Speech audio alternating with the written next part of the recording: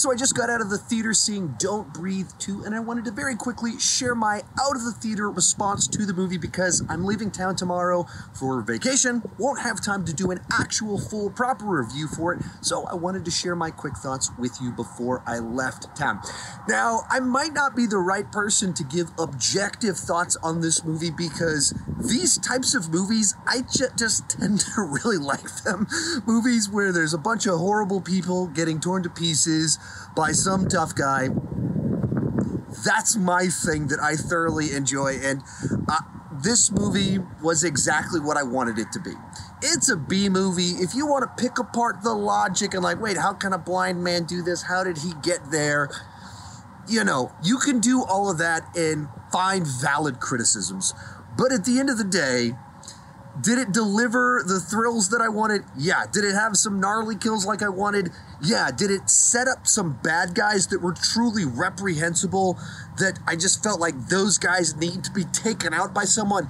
Yeah, it absolutely did that. But beyond that, the story still has its twists and its turns to make it interesting.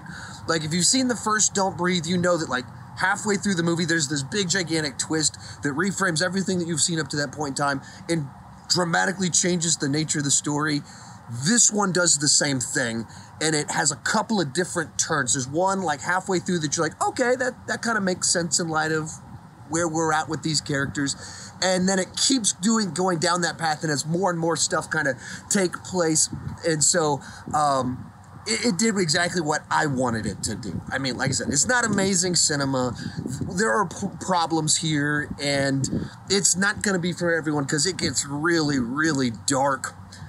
For me, I went to this movie expecting the movie that they delivered, and therefore I got a big smile on my face.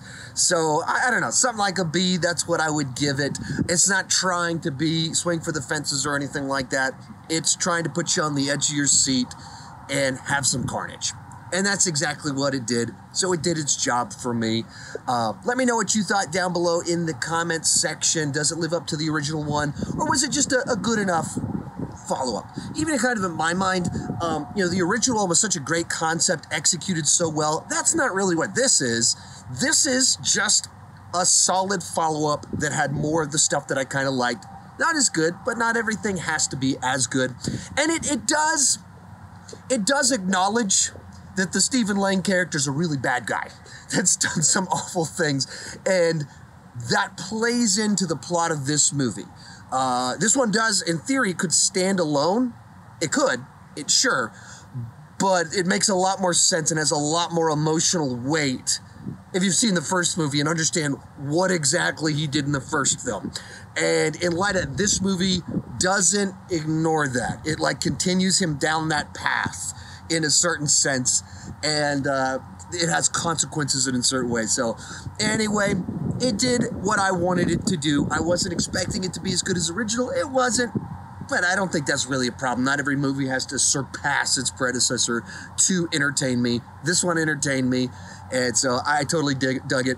Let me know what you thought down below. Talk to you when I get back to town. Bye-bye.